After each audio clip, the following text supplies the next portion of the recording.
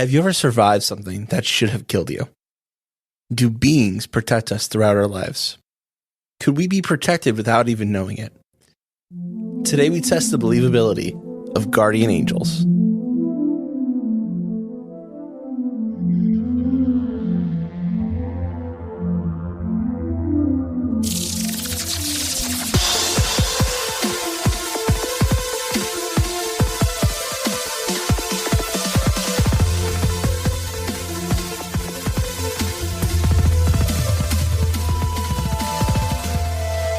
Welcome to Believing the Bizarre, where we dive into the unknown and the unusual and tell you whether or not we find it believable. Guardian angels. Is that a phone case or is that the color of your phone that I'm looking at here? This is the color of my phone. Is that blue or purple? It's blue. It's a blue phone. That's pretty cool. You've never seen it because it's always in its case. Yeah. Or in a dark room. Ooh, that's true. That is true. Have you had a near-death experience? No. I had to think about that. No. That's good. I've had two. I saw a video of this person on Instagram, and she was like, "Do you know how?" It was like, "Do you know why girls live longer than guys?" Go up to any guy and ask him if he's had a near-death experience, and every guy has a story. Except for you, you're a safe gentleman. I don't know. It's probably happened so often that I've just kind of like pushed it away. I almost drowned in a pool when I was 4, and my sister saved me. I didn't have water wings on. I would have died on and I flipped over the raft, and I was in Florida. But you didn't have water I'd have been a wings Florida on? Casualty. I feel like if I'm going to die anywhere, it's probably in Florida if it's an accident. Yeah. And I was driving here when I first moved to Akron with my friend Matt, who I'm going to see play some music later. Shout out S-Doc. We were driving to a family video. I'm dating it. A family video. This is 2010. And it was raining, and I was getting on an off-ramp on the highway, and I was in my Jeep Wrangler, and I started...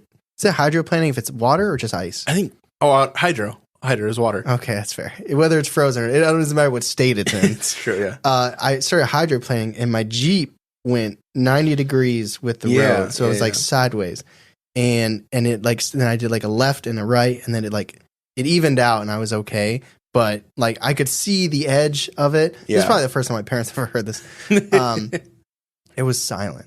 Like we didn't scream. My Jeep had like a handle bar in the passenger seat. I have a feeling he grabbed onto that. Yeah. Was that in Ashtabula or was that? No, that was in Akron. It was like we were going on 77 down to Family Video. You know what? We were going to run like a Trivial Pursuit Xbox 360 game. Because that's what you did freshman year of college. I did almost crash on Route 8 once. Yeah? It was really bad. Actually really close. Like I skidded off to the side. So I'm bringing up some memories here. Yeah, you are actually, yeah. Okay. Remember that time we went hunting Wendigo and we almost died? That's nothing that exciting. So you're saying maybe there was someone there protecting me in that Jeep? I don't know. So I do want to There's only so much that Jeep could fit. So I know my guardian angel is slender. That's true. It's a small Jeep. Or he's like, you're on your own. I like your Jeep. Man. You're on your own, man. I can't get in there. It's all you. Or maybe he was in the back, just like... No, that's the only place he could fit is the back. I do want to stress. So this is going to talk heavily about like religion, that kind of thing. These are not like my personal beliefs. You know, just none of the topics we do are our personal beliefs. No, it's true. I guess, but no, I understand why you're saying that up front. Yeah. I'm not saying like this is the right way. There's no right way. Are you preaching to us? Do you need a little towel for your head when it gets a little intense? I'm not preaching, but I do need a little towel, actually. Sometimes in the studio I do get warm. But yeah, so I got some sources. My sources are newadvent.org, which makes me think of the Advent calendars before Christmas. Yeah. And then another one is Learn Religion, and then holyart.uk, and then Natalia Kumo. It's a personal blog, I think. And then the last one is Medium. The first one is Learned Religion? Learn Religion. Learn Religion. Yeah. That domain has to be so expensive. Imagine. Yeah. So I don't think there's anything really scary in this episode. That's okay. But, actually some of the scenarios we have are a little scary, but it's really cool to see what happens in them. Yeah. That's okay. I mean, we've had people submit guardian angel stories. Yeah. Listen, there's a reason it's called Beyond the Bizarre, not Beyond the Spooky. Like, we cover things that are just not your typical wake up, go to work, watch Netflix, mow your lawn. This is not The Conjuring, But it's definitely an interesting story. I'll give you a teaser. My next week's episode is not going to be scary, but it's going to be so ridiculously bizarre. Okay. That's exciting. Yeah, so that's not exciting. Everything is meant to be scary, but that's okay. We bring some scary sometimes too. So I do have a scenario. Yeah. So close your eyes. Imagine you are living this scenario. You are driving down the highway. Please don't close your eyes if you're driving and listening to this podcast. I guess if you're driving, that's already implied in the scenario. So just stare at the sun. You'll be like your eyes are closed soon. Oh boy. Just made me think of all the people that stare at the sun during the eclipse without glasses. It's a great time for optometrists. They love these solar eclipses. They're like, thank God, I needed the boost. Like, my son could go to college now. Oh, real quick. I 100% saw my neighbor when we were watching the eclipse. Oh, no. Because we were in the totality. Yeah. Which was amazing, by the way. It was very cool. Yeah, it was very, very cool. 100% saw my neighbor. He was sitting in his lawn chair. Is he just squinting? I saw his head up, and then I definitely saw him pick up his glasses and go, oh. Oh, no. I 100% saw that. Okay, so the scenario. Back to the scenario. So you are driving down the highway at a normal speed. Your seatbelt is not on. You realize that. The sun is out and you're listening to music. And then that new song comes on that you don't like. And you look down for a moment, adjust your radio, and then a truck swerves into your lane. You, at that moment, think to yourself while others honk, this is it. I'm done. And then you impact on the side of the truck. But somehow, you feel a hug from somebody. And then you hear a click. And then you realize your seatbelt was put on. And you survive. End the scenario. Scenario done. Okay. What song would that have been for you? Probably one of the new Taylor Swift songs. Oh. Okay. That's where we're going to go? I didn't like it so far. You know what I really... And this isn't new. This is like 5 years old probably. Maybe older. You know what song I really do not like? What? That is... I think it's Demi Lovato, The Middle. You don't like The Middle? I hate that song. With the clock? I love that song. No. I love that song. No, every time it's on. And nothing against her. It's not a personal thing with her. I think it's somebody else. I don't think it's Demi Lovato. I think it's somebody else. Okay, you're right. So it's Zed, Maren Morris, and Gray. Yes. Yeah. Took 3 people to make one song I really don't like. Well, he produced... I like that song. I like Zed, though. So a lot of people like this song. I know I'm the minority. All right. Well, yeah. So that's the idea. A scenario behind what a guardian angel would do in that situation. Because also, this is going to lean into a little bit, again, of the idea of fate, which I know you don't like the idea. Yeah. Very much. But it's arguing that these angels protect you until it's your time. So that person until they clock out. My shift's over and so is yours. Yes, exactly. They're like, well, time to stop. Like he'll probably be fine for a day or two. Wait, hold on. Everyone needs a vacation. And well, guess I'm fired. Don't need all that PTO now. Time to hang up the old halo. The old wings. So let's talk about history. No. Hell yeah. Fate and history. This is a Charlie episode. Let's talk about... Our guardian angels Fae? Well, no, they wouldn't be Fae. They'd be celestials. If you are interested in D&D, they'd be a celestial creature, which protection from good and evil would protect you from. Where did the idea of guardian angels come from? Which is a big, big question, which we're not going to get into the whole history of. But the idea of an angel to protect a person or group or even a nation dates back to ancient Judaism. The belief is also found in the Bible, and this is a quote, there's a lot of Bible quotes. Quote, as St. Jerome explained it, how the great dignity of the soul, since each one of us, from his birth, has an angel commended to guard it. And that's from the book of Matthew. And although the idea of the Catholic Church does believe in guardian angels, they don't necessarily preach it. They're kind of more in the spirit of the church. It's kind of like, well, it's hard to explain. It's like they don't acknowledge it, but they also like the idea. It's like of the church, but not in the preachings. Yeah. Yeah. But there is idea that the protective spirit can be traced even farther back to the Babylonian time. This is a quote. This belief in guardian angels can be traced through the antiquity Pagans like Meander and the Polish, Neoplatonists, held that belief. And it was a belief that Babylonians and the Assyrians of the mountains testified for a figure of a guardian angel that is now in the British Museum. So, essentially, they believed that the Babylonians believed in some type of spirit, and they would carve out statues. And there's one of those statues in the British Museum. That's pretty sweet. Yeah. So it's an ancient old belief, really. It dates back even before Christianity. Other religions believe in these kinds of angels as well. Aleister Crowley, founder of the esoteric religion Thelema, considered the holy guardian angel to be a representative of one's truest divine nature and the equivalent of the genus of the Hermetic Order of the Golden Dawn, which, if you know a little bit about esotericism, those are two really powerful names. Aleister Crowley, Thelema, and the Golden Dawn. They are, I'd say, magic adjacent. And it's interesting to me that those things, those types of beliefs, still acknowledge the idea that there is a guardian angel idea or an entity. And the idea of angels, not just guardian angels, all angels, are not just a Christian religious thing. They are religions under the Abrahamic umbrella. So all Judaism, Christianity, and Islam, they all believe in guardian angels. And we're going to get into it a little bit later, but there's something called the hierarchy of angels. Okay.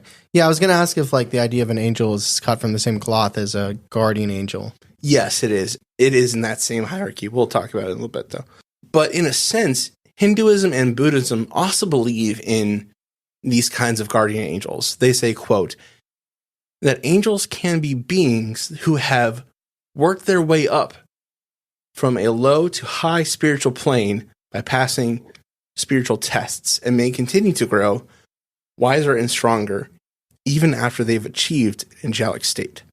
So they believe that there are even people that have like achieved enlightenment in a sense, you know, I mean, there's that meditation. Yeah.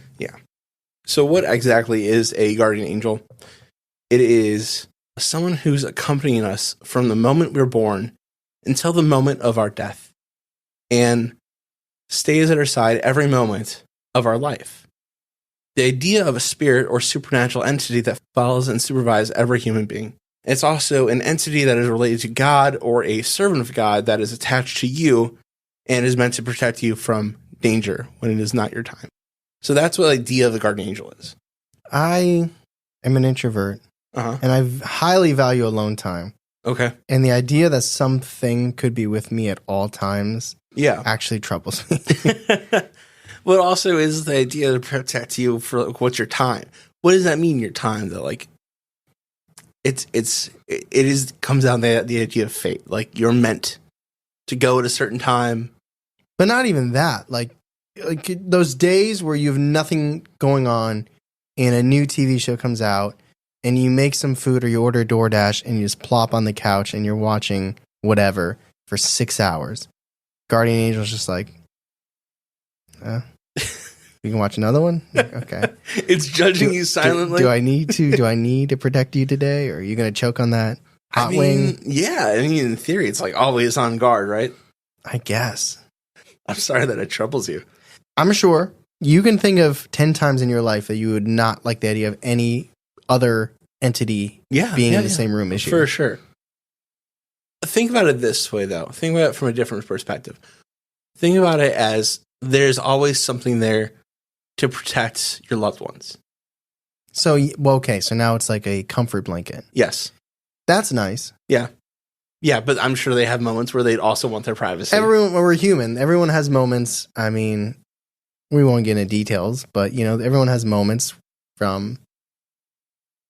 I'll just say it. I don't want an angel to see me poop. Yeah, that was kind of hitting that Taco Bell. Yeah, exactly. You know, there's just... Maybe they just stand outside the door. I don't know. Yeah, but what if you drown in the toilet? They need to be in there to keep your head above the water. Why does your head go in the toilet? How do you poop?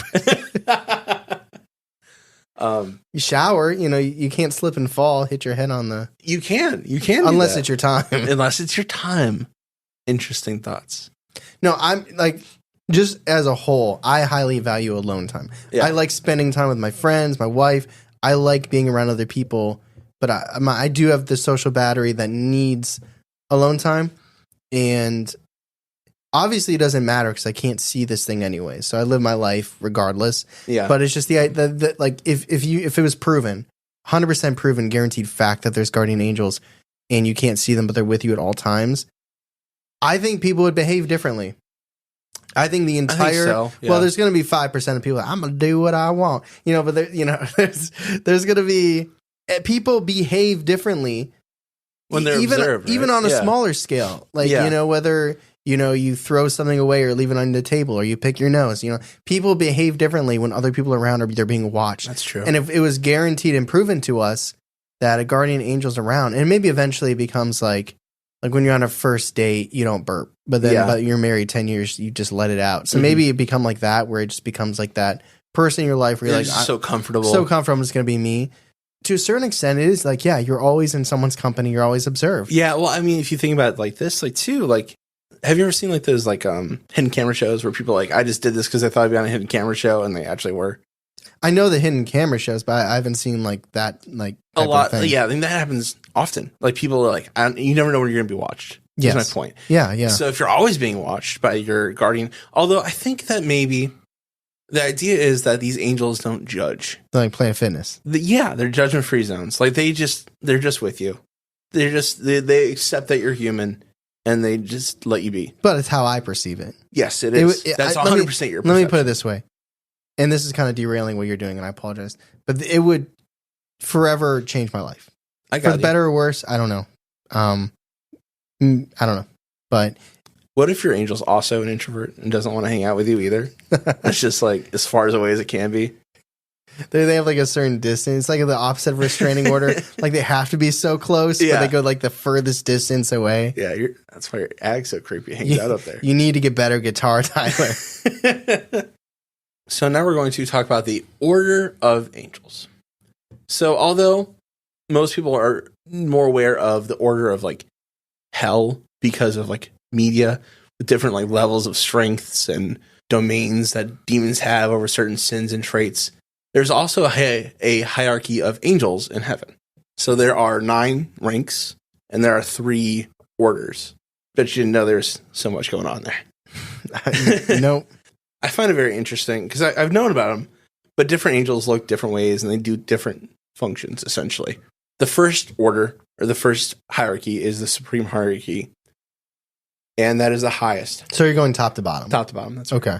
The Seraphim, the Cherubim, and the thrones are the highest, the supreme order. The middle order consists of the dominions, the virtues, and the powers, and the lowest order of angels are the principles, the archangels, and the guardian angels.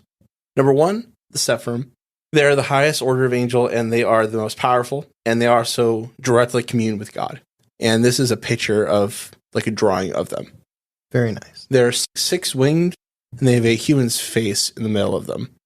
The cherub, like cherubs, come from the similar word, completely different. Little babies. Yeah, but these cherubs are the second most powerful angels, and they are the mighty. They're the might. They directly guard God's throne, and they guard the Garden of Eden when man was kicked out. And they are said to have the body of a man with 2 pairs of wings and 4 faces. 1 face of a lion, 1 of an ox, and 1 of an eagle, and 1 of a human. Very interesting design. Okay, yeah. The thrones are the lowest of the highest rank, and they reside over the cosmos, and they are said to dispense God's justice and maintain the harmony in the universe. They're portrayed as great wheels comprised of many eyes and sparkle with the color of the burnished brass, often called the many-eyed ones, for they have 4 wings and 4 faces. They have hands of a man under their wings and are joined together. The sound of their wings is like the roar of great water. This is a picture of one of those. Well, yeah, there's a lot going on there. There is. Yeah, they're biblical accurate angels are insane to me. We've talked about these When did we talk about these? I forgot when we talked about Was it one of the battles? Like yes, yeah, it was the UFO battle? Frankfurt. Yeah, the battle. Yes. Yeah, we talked about angels possibly being one of the reasons. Yeah. Because they look so strange. It's interesting that they came out of our minds. So dominions, the fourth rank, the highest in the middle, they govern over nations and decide the success or failure of a domain. They deliver justice, they show mercy, and they lead lower-ranking angels, often represented by holding a golden staff in the right hand and a seal of God in their left. Number 5, the virtues.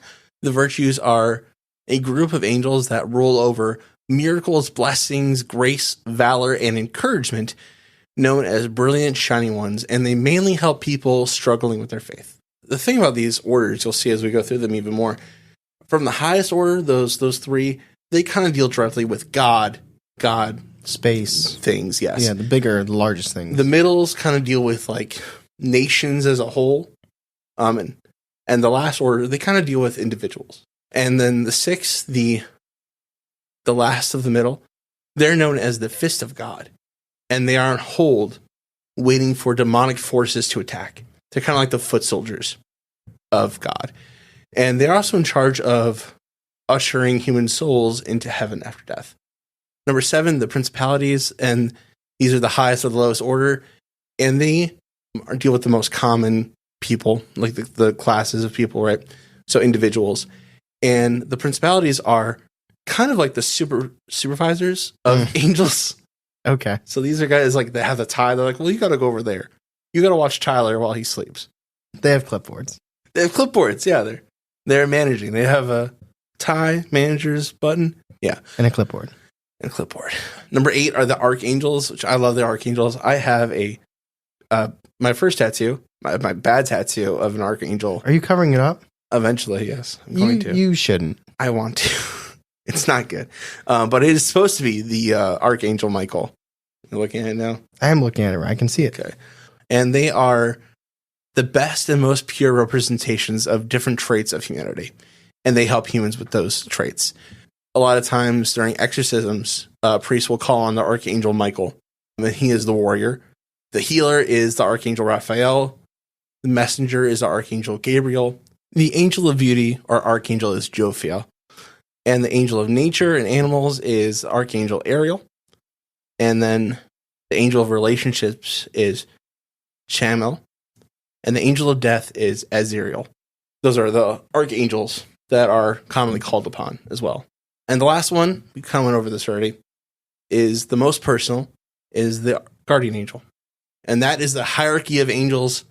I find it very interesting just how many different types there are and what they do. Yeah. But let's get into some personal experiences.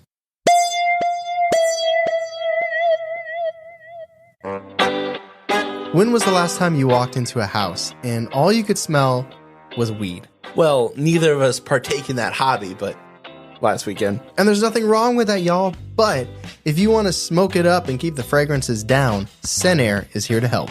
How, you ask? Many of Scentair's fragrances come with the patented odor-neutralizing technology, and one of their newest odor-neutralizing fragrances is perfect for those who like to hang with Mary Jane. Exactly. Scentair's Cannabis Neutralizer removes cannabis odors at the molecular level, leaving a fresh blend of white tea, light fruits, and subtle amber. If you love the thick smell of weed, you may not enjoy this product. Scentair's Cannabis Neutralizer comes in fragrance cartridges to pair with their Whisper Home and Whisper Pro diffusers to cover up 1,000 square feet in odor-busting fragrance. It do be busting. If you want to keep the cannabis consumption in your home, Whisper will absolutely be your best ally. You can even schedule and control the fragrance from the Scentair app right on your phone. Additionally, the odor-neutralizing fragrances are all phthalate-free, cruelty-free, and safe for families. Absolutely. I mean, we're still rocking with the Scentair home in our studio, and every day we walk in, we are transported to the woods with our cedar wood cartridge, a favorite of ours. So for all of you who enjoy partaking in the devil's lettuce, in the month of April, Scentair shoppers can save 42% off all cannabis neutralizer products, but Bizarros can take an extra 25% off their entire order with promo code BIZARRE. Again, that's 25% off with the promo code bizarre@senair.com. So our first encounter of someone experiencing a guardian angel is from maybe my favorite place, Korra. I like Korra. And the prompt was, can anyone share an experience where a guardian angel or protective spirit shielded you from something? And this person said, yes. I know my guardian angel and his name. One late rainy night on the way home from work, I felt a gentle hand on my shoulder. I was driving my truck with no back seat, and I heard a voice say, okay, slow down. And a minute later, a deer ran across the front of my truck. I laughed and I said, all right, I'll slow down on my way home, my friend. 5 minutes later, I rounded one of those sharp right turns on a popular highway in Missouri, and there were 7 deer standing in the middle of the road. I laughed out loud again and said, okay, thank you. A couple weeks ago, my guardian angel told me to watch out for 3 adults and a bicycle. I had a personal injury and could not drive anymore. I determined the message was not for me, was for my daughter. So I informed my daughter and my granddaughter, both of them, and my daughter drove me to an appointment and then dropped me off at home. Approximately 30 minutes later, after she arrived at home, she called me and said, Dad, a pickup truck just pulled out in front of me on the way home. And in the bed of the truck, there were 3 adults and a bicycle. Had she been driving too fast, she would have run into the back of the truck. I told her, you only have to open your mind to the world around you to learn many wonderful things. End story. I think it's a little coincidental, personally. It's wild that the guardian angel is like, I'm going to tell you to tell her. Yes. But also, although if he's in touch with it, she might not be in touch with hers. Yeah. The communication aspect is interesting. So I've always thought more of it as, they protect you in the moment. Yeah. Even your scenario at the beginning with, the seatbelt, rather than, communicating, not a prophecy, but, giving you advice. I understand. Because what if he wouldn't have slowed down? Right. You know what I mean? Mm-hmm. Well, how many? Do we have free will then? Because I think if it's not your time until your time, and they say to slow down, but he didn't slow down and he crashed. Yeah. Maybe it's not death. Maybe it's just harm. Well, no, maybe it is. Maybe you're right, though. Maybe it is free will, but these are guiding ideas, voices to protect you from something that might, happen to you. But if you decide to continue without the protection, then maybe you're just doomed. We got guardian angels working overtime with texting and driving. And just ever since the cars were invented, they were just like, damn it. That sucks. Damn you, Ford. So this one's from Reddit. A guardian angel saved my life, I think. So this happened about 24 years ago, give or take, and I was about 19 or 20 at the time, and I was home alone. So being a huge movie nerd, I loved watching movies, especially horror. I decided to relax with a couple for my collection. Before I start, though, I decided to go around the corner to the 7-Eleven for snacks. As I'm putting on my shoes, I swear to God, I'm not religious at all, but I hear a voice suggest I should go have a bath first. Baths are not uncommon for me, but because I like to relax and listen to music. So I'm in there. My roommate comes home, banging on the bathroom door, asking if I'm all right. I tell her I'm fine. Why? What's wrong? And she told me the 7-Eleven was just robbed by a guy with a machete. And needless to say, I was a little freaked out. But what if I didn't stop to have that bath? End quote. Again, that's the same idea as the last one, right? Do you take the advice? Yeah, it's communicating a suggestion that could be in your best interest. And so far, have been proven to be that way. Yeah. But it's still a choice. It is. It was still a choice. She could have been like, I'll just take the bath when I get back. Which is what I would have done 100%. You could take a dude with a machete. Yeah, sure. That'll go well. I'm not a bath taker either. I shower. I bathe. I bathe. I wasn't going to say anything. I don't think there's anything wrong with a bath every now and then. And this story is actually from the same Reddit post responding to the story. They said, I had a similar thing happen. I was driving home from hanging out with friends late. It was 2 a.m. I haven't been drinking or anything like that. We were just writing some music together, which I thought was actually a really nice idea. And I was super tired So I took the back roads home as they were quicker, and I figured I would avoid drunk people. Right before I was about to turn on the road with the big hill, I heard a voice say, "Remember to be careful and watch for deer on this road." And I had a vision or something where I could still see, but it was like a movie was playing in my head, and the voice was talking. I saw myself go over this hill, 60 miles an hour, and I run right into 5 deer, one of which went through my windshield and killed me. I got so spooked, I slowed down to 10 miles an hour and crept over the hill, only to see exactly 5 deer standing on the other side. I would have hit at least 3 of them had I been going full speed. Maybe it's the deer's guardian angels telling the drivers, like, "Hey." maybe the guy's guardian angel going through other people. Yeah. Interesting. I never thought of that. I don't think that's it. I have never hit a deer, thankfully. Same. I heard them mess up. My grandpa hit a deer once, messed up his car real bad. You were with me when I hit 2 raccoons.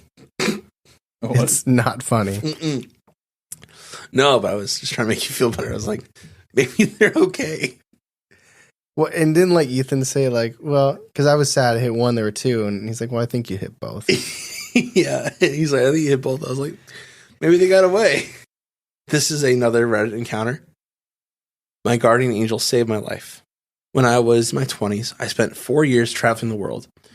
I was in South Africa, just outside of Durban, and a friend had taken me on his motorbike to his favorite waterfall. We had both been swimming, but I got cold, so I went to go sit on a patch of green grass. To get there, I had to step from sand I was on, go over a log, and then across to the bit of grass. I was walking medium speed and lifted 1 foot to step over the log when a very loud, booming masculine voice shouted, "Stop." Except the shout wasn't heard with my ears. It was inside my head. Also, there was nobody else around except for Tim and I, her friend, and he was still happily swimming. I stopped, wondering what I had just heard, and I still had my foot in the air above the log.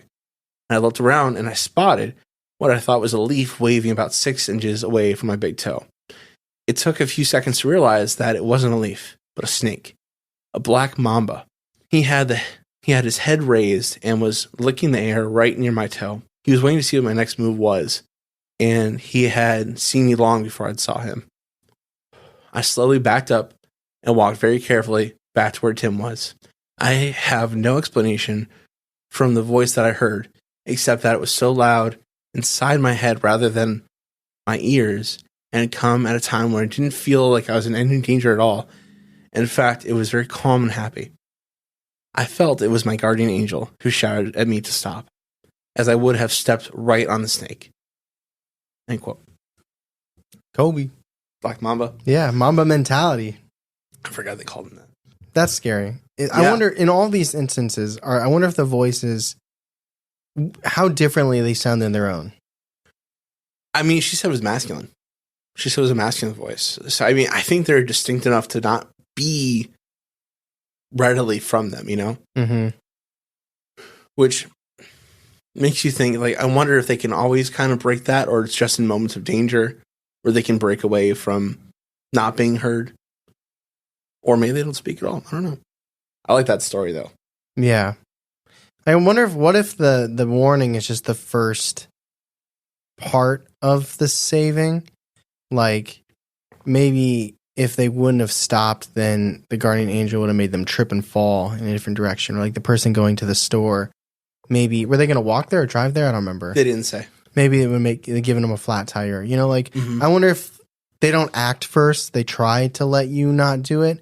But then if it's not your time and you don't follow their advice, they will physically do something to stop you from continuing. Well, this next story actually is not a warning like we've heard so far.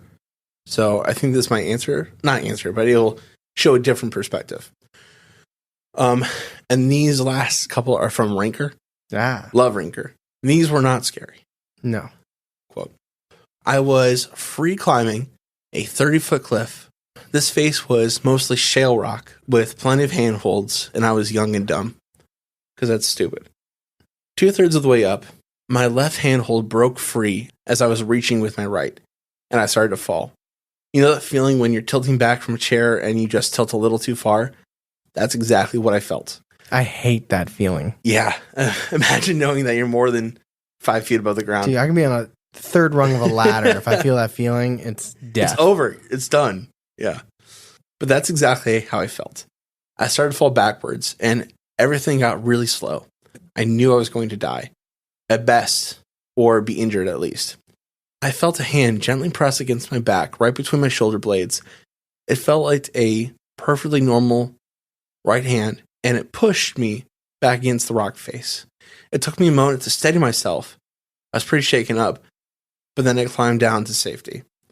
I'm inclined to believe that it was a guardian angel, but that is solely based on my religious background, and I don't know where said guardian angel was when I got hit by my car. But they didn't die. They didn't die. I suppose it could have been a hallucination, but I don't use drugs, and it wasn't any medications. I'll probably never know what happened, but I am very thankful that I didn't fall. That's good they're not rock climbing and doing drugs. Yeah, right. But that's not a suggestion. Well, they can't. Hey, don't fall. You know. Or I guess the suggestion. Don't do that. Well, the suggestion might have been don't climb. Yeah. And maybe they ignored it. Maybe. You know, at that point. But like the nerves, like the ice in the vein, just the calmness of like right arm keeping you push, a little push. But that's why I was thinking of this story specifically when I said this isn't scary, but that's a scary situation. Yeah. I the way he wrote that part about the falling back, I can almost feel it, you know? Mm-hmm. But to be 30 feet in the air while that happens, done. I like how he said death at best or injuries at least. Yeah. Well, at best, I'll just die. I mean, yeah. Because, I mean, an injury from that height, that could be like brain damage. It'd be really bad. Next story, though, also from Rinker. My friend and I were sitting at a traffic light very late one night, and when his car stalled, he tried to get it to restart, but we couldn't get it going. We jumped out to push it into the parking lot of a gas station that was next to where the car died. We were having trouble getting it up the incline when out of nowhere a guy came jogging up from one direction for the gas station. He got on the other side of the car and helped me push it up the incline out of the street into the parking lot. We thanked him for his help, and he took off. Just then, a second later, a car came speeding around the curve and blew through the intersection where the car had just been a minute before. My buddy and I were shaken up because if that guy had not shown up when he did, we would have been hit by that car. We turned around to say thank you, but the guy had disappeared into thin air. I truly believe she was an angel sent to protect us. End quote. I wonder which guardian angel he was for. Probably one of them. They were looking at each other. You want to do it? Or you want to do it? All right, I'll do it. I was going to go for a run anyway. Because everyone has their personal one, right? So, it's a good question. If it was his or the buddies, whoever would have got splattered. Probably. Yeah. But I like that story too because that's action. It's not a warning. So it makes me feel like maybe there is a warning there. I don't know. So could you just start doing dumb things to try and meet your guardian angel? Boy, I feel like that's not a good idea. I guess if you really want to test this theory out, yeah. Yeah. Yeah. Unless it just happened to be your time, too. Exactly. Because you decided to start doing stupid things. So this last story is also from Rinker. You hear a voice, new hobby, knitting. Stay inside. So, quote, "This is my mother's story. When I was little, we used to live in an old house that was probably close to 100 years old. Shout out Century's house. Anyways, I was about 3 or 4 years old at the time and was very sick. My room and my mother's room were right next to each other, and my parents had split up that year, so it was just my mom, my sister, and I in the house. She said that while everyone was asleep, she woke up to someone standing right in front of her, around eye level, while she was laying in bed, so around 2.5 feet tall. And I suppose she said it looked like me, exactly like me, and I was glowing white, but transparent and still. That person also had long brown hair, which is what I did have at that time, and I was wearing a white nightgown. The night she saw this, I had been very, very sick, and I wasn't turning around. I wasn't getting better. After she blinked a few times, the someone dissolved, and she got to check on me. I had a fever with shivers and was coughing and almost choking on my own mucus. She took me to the hospital that night, and the doctor said if she hadn't, I probably would have died from choking in my sleep, or from how close I was to catching pneumonia. My mom loves telling the story, and truly believes it was my guardian angel telling her it wasn't my time yet, and that I needed her help. End quote. What do you think about that? I don't know. I like that we're getting different variations. I do too. And it's not just the same voice telling you. I do too. I specifically look for different kinds of stories. I do have like a little, it's not personal. It's not from me, but my aunt, I remember my aunt telling me this story. She probably wouldn't like that I'm telling on this podcast, but I'm not going to say her name, so it doesn't matter. She told me that she was driving many years ago where she lived out in Las Vegas. And she told me that she was driving. And it's actually really close to my first scenario story. She didn't have her seatbelt on. But she said she got into a car accident, a bad car accident.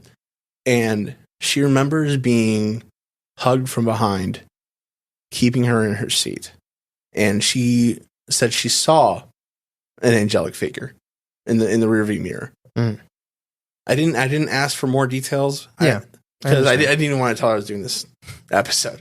But that always stuck with me. That story always stuck with me. So it's one of the reasons why I kind of always, at least sort of believed in guardian angels. Yeah, no, I can understand that.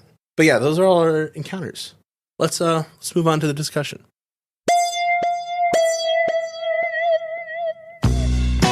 This is where we like to stop the episode and thank everyone who has joined our Patreon so far. It means a lot. In the last week. in the last week. That is Colleen, Steven, and Lunar Empress. I like that. I did too. It's fitting. Very cool. Thank you for joining the Patreon. It means a lot to us. I do really like to stop here and point out a couple things about the Patreon. What is one thing you want to point out? Listen, we put our episodes out, and before they even publish, we're mentally on to the next one. That's true, yeah. So it's always fun when we do Remembering the Bizarre, which is a quiz where producer Ben finds an old episode, from 2020, 2021, and he comes up with anywhere between 10 and 14 questions. We've had 19 before. Oh my goodness. And some of them are very easy and we remember them, and some things are incredibly difficult, but it's fun to look back on the episode, see how much we remember. I noticed that we remember the tangents and the jokes more than we remember sometimes the actual content. Sometimes, yeah, it comes out that way. But it's a lot of fun, and it's quiz, so I imagine it's somewhat entertaining to listen to see. Because you can play along too. That's the fun thing about quizzes. Yeah. Is that you can listen and play along with us and see if you can remember the things that we can't. Yeah. Speaking of quiz, there is a segment on Patreon called just the quiz, where it's weird how we do it. You would think that we would do the episode first and then, quiz on the memory of the episode. But we don't do that. We do it beforehand. Yeah. But then you would know all the answers. That's true. Well, in theory, if you're a good student. If you're listening. But that's actually, it's a teacher technique, is to do a pre-exam to gauge the understanding of the students before. And that's kind of what we do. We gauge our understanding before we go over the topic. The only bummer is then the episode, you're not caught off guard. Like the episode that we actually record, you already know a lot about it because of the quiz. But that's okay because we have a little bit more time we have a different understanding of the topic. Yeah. Like we did a quiz for the Rua aerial school phenomenon. And that was a lot of fun. I wanted to tie this to what you were talking about. We did a quiz on the Rougarou episode. Do you remember that? It's okay if you didn't. Ben was in that quiz as well. Oh, okay. And I'm excited to hear that Remember the Bizarre because I want to know what Ben remembers from that episode too. Oh, okay. Yeah. But that's what I want to point out is the quiz. Yes. Yeah. I thought you wanted to point out. You changed your mind. I did. In 30 seconds. I swerved. So you went from one quiz to the next quiz. Yeah. So that's cool. There's a lot of quizzing happening. There is. And I think one of my favorite Patreon things is the quiz because it's just competitive and it's a lot of fun. You could say that our Patreon's like preparing for the SAT. You could say that. The ACT. You could say that. The LSAT. The military one too. I can't remember that. The military one. Yeah. I'm sure they're going to ask you about, when was the first alien abduction? What is the Black Knight satellite? What shape is it? I don't remember. Anyway, let's get back to the episode.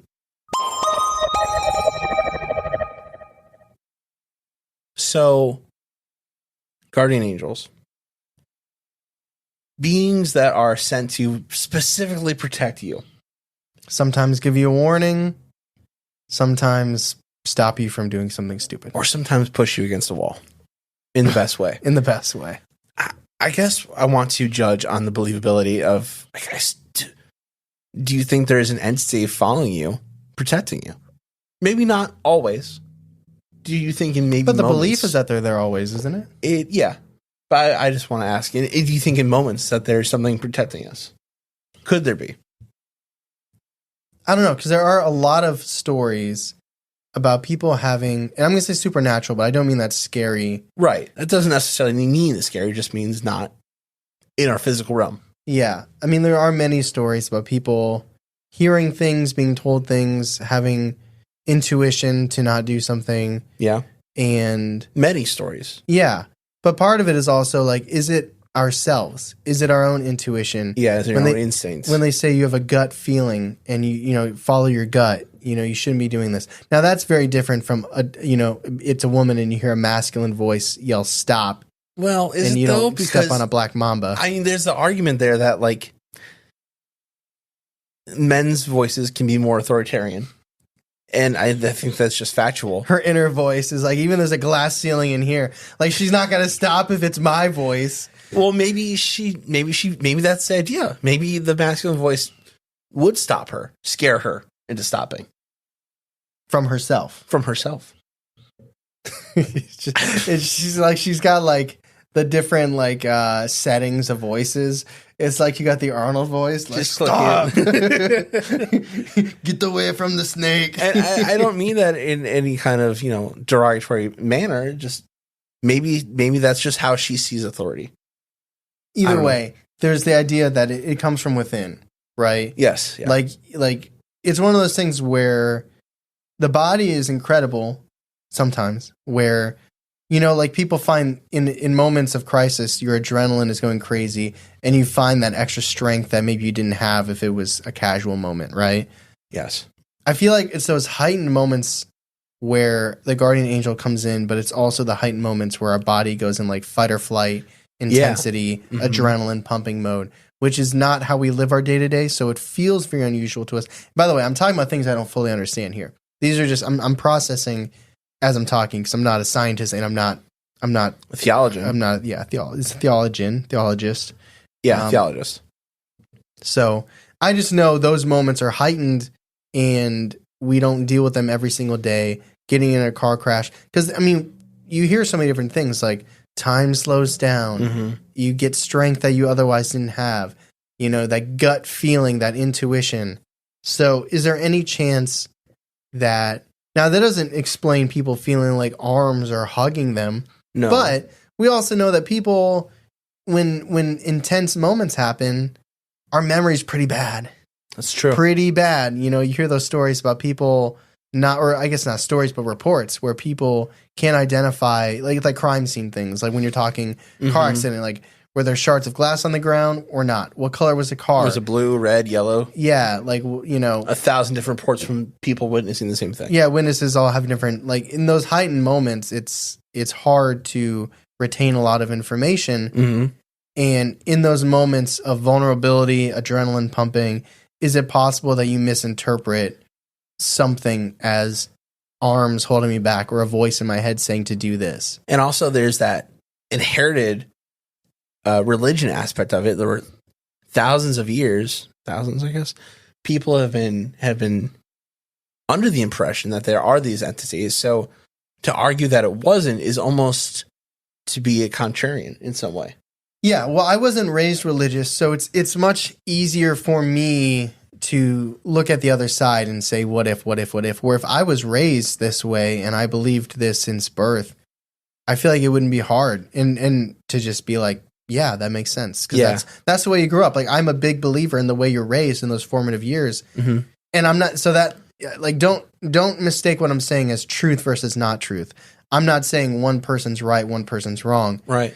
I just believe what you're told and is jammed in your head during your formative years, whether it's religious or not religious or science or not science or both or neither. You know, I'm just saying, like, if you grew up that way and you were taught guardian angels, why would you even consider arguing against it? It makes sense to you. Right. People's stories back it up. So it makes sense. And also teachings from the church back it up as well. So it makes sense.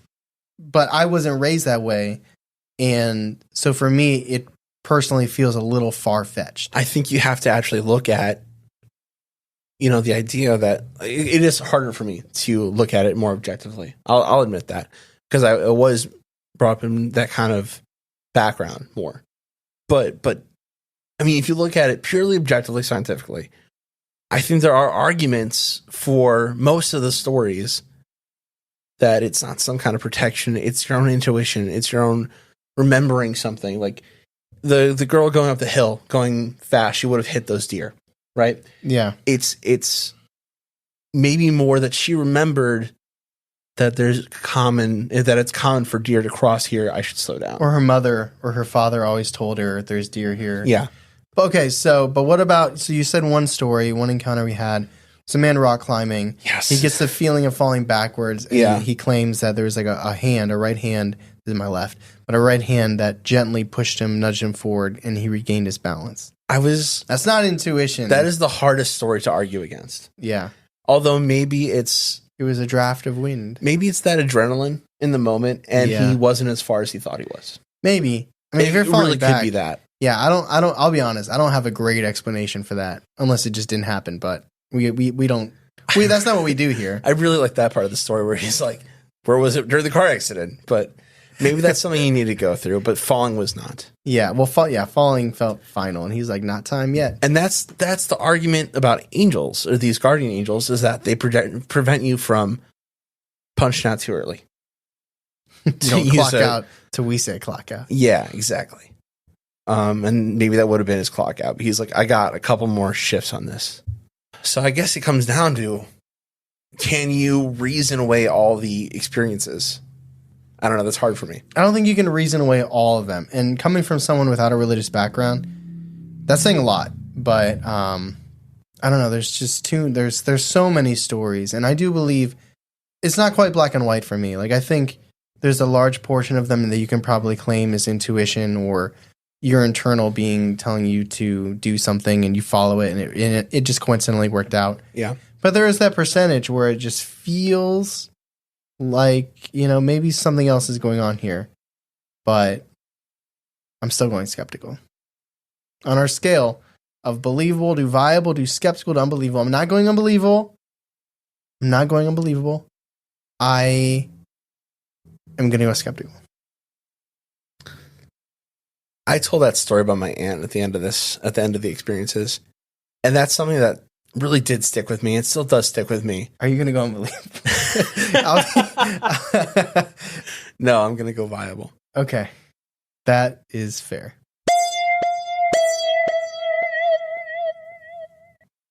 So thank you for listening to our episode about guardian angels. Very vast topic. And also we got to talk about one of my favorite topics in this episode was the hierarchy of angels and the different shapes and forms that they take, because I find that fascinating. I also find it very interesting about the hierarchy of hell too, which we will talk about sometime. Isn't it crazy that we might know the hierarchy of angels? Yes. How is it that we know that? It would be, I think, rationally, if you want to look at it objectively, I think there are messenger angels and they would have provided that information. That's just what they want us to know. Are you saying the angels are like the CIA? Like we only know what they want us to know? I'm not saying they're like the CIA. Listen, if you're at home right now, go find your nearest calendar. If you're over the age of 40, go find your nearest calendar on the wall. If you're younger than that and you're not driving, pull out your phone and go to your calendar app and look at Friday, May 3rd. Ooh, that's a good day. Do you have anything going on? If you do, we'll see you later. We know what it is. It's us. If you don't, you got something now. If you got very important plans, then we expect you to promptly cancel. Yeah. Because you have new plans Friday, May 3rd at 9 p.m. Eastern Time. We'll be Believing the Booze Czar. I'm really excited for this. It is a live event that Charlie and I are doing live on Twitch. Free. It's completely free. It's going to be in this room. You don't need any money for it. No, it's free. It's 100% free. And we are going to be having drinks and telling scary, creepy listener submissions, playing games just like the ones we talked about previously in our Patreon segment. We are going to be doing some fun stuff. I don't want to spoil anything. So we got some fun stuff planned. It's gonna be fun. There's gonna be giveaways. Yeah, giveaways. There's gonna be giveaways so you can win some stuff. It's kind of like our anniversary live streams, but it's I will say this: we are going to have a trash can on standby. That's all I'm saying. Yeah, well, there are some punishments involved too. And the last time we did these punishments, Charlie vomited in my sink. So it'll be a lot of fun. So that's Friday, May 3rd at 9 p.m. Eastern time, live on Twitch. Yeah. So go follow us on Twitch if you're not already. I mean, you could join that day. It's good to already have your login information no stress, and already just be able to sign in and everything. But we're really excited. Producer Ben will be here. Our good friend Alex is going to be helping behind the scenes. Is Steph your wife? Steph's coming too, yeah. Okay, cool. So it'll be fun. It'll be a good time. There will be drinks. It'll be live. And if you like this episode, please go to Apple, leave a 5-star review, say something nice, like something like, oh man, that's great. That'd be awesome. And if you're on Spotify, you can comment individually on every single episode. Charlie, why don't you shout out a couple responses from our previous episode? There were only a couple anyway, but the first one is from Wyatt. They said, it was pretty good. I like the conspiracy theories, and this is what I was looking for. I like it how it's many stories in one episode, and there are not many people that do that. I appreciate. That's kind of our bar. Pretty good. That's what we aim for every episode. From Shannon, they said, Tyler, imagination is a wonderful tool. Charlie, it's a hell of a drug. Cracked me up so much. This is by far my favorite podcast. Thank you. That actually means a lot. It really does. And the last one is from Eli. I have to agree with y'all. The Detroit Lions looked good last year. Looked hot last year. This year, they are going to be better. These listener submissions were chilling. Keep up the good work, guys. Listen, I've made some money on Amon St. Brown. Yeah. And I know you're a big Jahmyr Gibbs fan. I'm a big fan of Jahmyr Gibbs. And I got Jared Goff is the Ryan Gosling of the NFL. I love Goff. I like the Lions. Good team. I have no problem with they got screwed over on that one play. Against Dallas? Yes. Yeah. Anyway, we appreciate you listening to this episode, all the episodes, everyone leaving reviews, everyone joining us on Patreon. We appreciate you. We hope to see you there on May 3rd. It's going to be a ton of fun. So thank you for listening to the podcast where we hope our guardian angels are giving us a little bit of alone time. As always, I'm Tyler. And I'm Charlie. And catch us next week on Believing the Bizarre. A podcast as bizarre as you are.